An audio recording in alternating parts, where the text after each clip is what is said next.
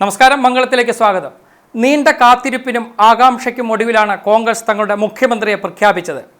വടശ്ശേരി ദാമോദരൻ സതീശൻ എന്ന 61കാരൻ കേരളത്തിൻ്റെ 13ാമത് മുഖ്യമന്ത്രിയാകും. മെയ് 4 നിയമസഭാ തെരഞ്ഞെടുപ്പ് ഫലപ്രഖ്യാപനത്തിൽ 102 സീറ്റുകളോടെ UDF ചരിത്ര വിജയം നേടിയെങ്കിലും മുഖ്യമന്ത്രിയായി VD സതീശനെ നിശ്ചയിക്കാൻ 10 ദിവസത്തെ കാലതാമസമാണ് ഉണ്ടായത്. എന്തൊരു ഉജ്ജ്വല വിജയമായിരുന്നു UDFൻ്റേത്. അധികാരത്തിലെത്തിക്കാൻ കഴിഞ്ഞില്ലെങ്കിൽ രാഷ്ട്രീയ വനവാസം സ്വയം പ്രഖ്യാപിച്ച സതീശനു മുന്നിൽ പിണറായി വിജയനും കൂട്ടരും കുമ്പിട്ടുപോയ കാഴ്ച ഹർഷാരവത്തോടെയാണ് രാഷ്ട്രീയ കേരളം സ്വീകരിച്ചത്. ഇടവേള കഴിഞ്ഞു, ഇനി പട്ടാഭിഷേകം. VD സതീശൻ്റെ പട്ടാഭിഷേകം എന്നു കരുതിയ നിഷ്കളങ്കരായ UDFൻ്റെ വോട്ടർമാരെ ഞെട്ടിച്ചുകൊണ്ടാണ് അധികാരത്തർക്കം രാജ്യ തലസ്ഥാനത്തെ രാപ്പകലുകൾ നീണ്ടത്.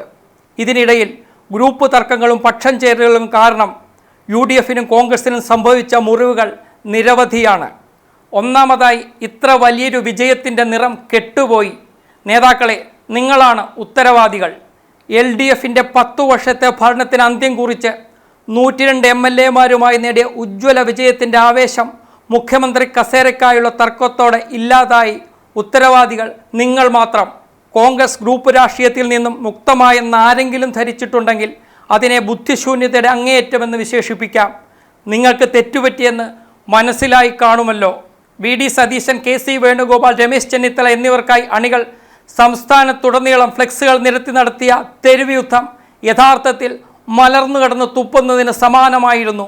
അത് കണ്ടതോടെ രാഷ്ട്രീയ എതിരാളികൾ പരാജയത്തിൻ്റെ നഷ്ടബോധം മറന്ന് ചിരിച്ചു തുടങ്ങിയിരിക്കുന്നു. കൂടുതൽ ചിരിച്ചാൽ അതൊരു കൊലച്ചിരിയായി മാറുമെന്ന് കേരളത്തിനറിയാം. മുസ്ലിം ലീഗ് ഉൾപ്പെടെയുള്ള പ്രധാന ഘടകകക്ഷികൾ തങ്ങളുടെ മനസ്സിലുള്ള പൊയ്യാപ്പിള എങ്ങനെയായിരിക്കണമെന്ന് പരസ്യമായി പറഞ്ഞതും അത് കേട്ട് പെരുന്നയിലും കണിച്ചുകുളങ്ങരയിലും കുരുപൊട്ടി ഒലിച്ചതിലൂടെ വമിച്ച ദുർഗന്ധവും 5 വർഷത്തേക്കുള്ള ശ്വാസം മുട്ടലാണ് സമ്മാനിച്ചിരിക്കുന്നത്. കടുത്ത ചികിത്സയ്ക്ക് തയ്യാറായില്ലെങ്കിൽ സതീശൻ മന്ത്രിസഭ കുഴഞ്ഞുപോകാൻ മറ്റൊരു കാരണം തേടേണ്ടി വരില്ല. കാവൽ മുഖ്യമന്ത്രി പിണറായി വിജയൻ കേരളത്തെ മറന്നെന്ന ആക്ഷേപം ഉയർന്നപ്പോൾ ജനവിധി മാനിക്കാനുള്ള കോൺഗ്രസിൻ്റെ കഴിവില്ലായ്മയും കേന്ദ്ര നേതൃത്വത്തിൻ്റെ പരാജയവും വിമർശനമായി. സംസ്ഥാന നേതാക്കളെ ഡൽഹിയിലേക്ക് വിളിപ്പിച്ചിട്ടും ദിവസങ്ങളോളം അന്തിമ തീരുമാനമെടുക്കാൻ കഴിയാതെ ഹൈക്കമാൻഡ് വട്ടം ചുറ്റിയപ്പോൾ കേരളത്തിൽ വീശിയ രാഷ്ട്രീയക്കാറ്റ് പറഞ്ഞ കഥകൾ കാറ്റൊടുങ്ങിയാലും ജനം മറക്കില്ല. VDയെ മുഖ്യമന്ത്രിയാക്കിയില്ലെങ്കിൽ രാഹുൽ ഗാന്ധിയും പ്രിയങ്ക ഗാന്ധിയും വയനാട് മറന്നേക്കു എന്നുള്ള പോസ്റ്റർ ഒരു ഭീഷണിയായിരുന്നത്രേ. കൊടൂര ഭീഷണി. രാഹുലും പ്രിയങ്കയും പേടിച്ചുപോയി. VD അങ്ങനെയാണ് മുഖ്യമന്ത്രിയായത്. ഇത്തരത്തിലുള്ള അരമന കഥകൾ ചെങ്കോട്ടയിൽ ഉള്ളവർ മാത്രമല്ല, തിരുവനന്തപുരം കിഴക്കേക്കോട്ടയിലെ സാധാരണക്കാരടക്കം പറഞ്ഞു നടക്കുന്നു. എല്ലാ മുറിവുകളും ഉണങ്ങണമെങ്കിൽ, പേരുദോഷം മായ്ക്കപ്പെടണമെങ്കിൽ VD സതീശൻ മന്ത്രിസഭ ശോഭിച്ചേ പറ്റൂ. നിയമസഭാ തെരഞ്ഞെടുപ്പിൽ മത്സരിക്കാത്ത KC വേണുഗോപാലിൻ്റെ പേര് മുഖ്യമന്ത്രി സ്ഥാനത്തേക്ക് ഉയർന്നത് പാർട്ടിയിൽ വലിയ ആശയക്കുഴപ്പമാണ് ഉണ്ടാക്കിയത്.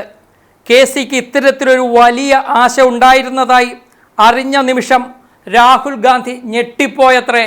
ഏതായാലും മുഖ്യമന്ത്രി തർക്കം ഇത്രയും നീട്ടിയതിൻ്റെ കുറ്റമത്രയും KC വഹിച്ചേ പറ്റൂ. പാപത്തിൻ്റെ പങ്കുപറ്റാൻ രമേശ് ചെന്നിത്തലയെയും ഒപ്പം ചേർക്കാം.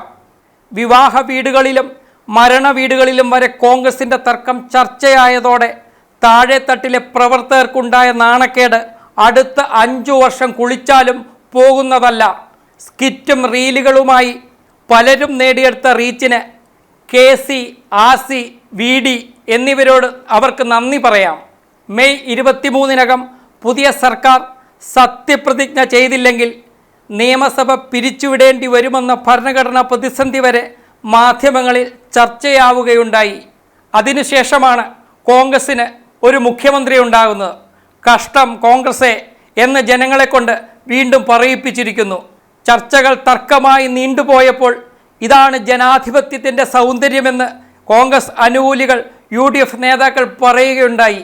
ഇത്തരത്തിൽ ജനങ്ങളെ പറഞ്ഞു പറ്റിക്കാൻ ശ്രമിച്ച നേതാക്കളോട് പറയട്ടെ, കോൺഗ്രസിൻ്റെയും UDFൻ്റെയും സൗന്ദര്യമല്ല വർദ്ധിച്ചത്, ആഴത്തിലുള്ള മുറിവുകളും കടുത്ത നാറ്റവുമാണ് പരന്നത്.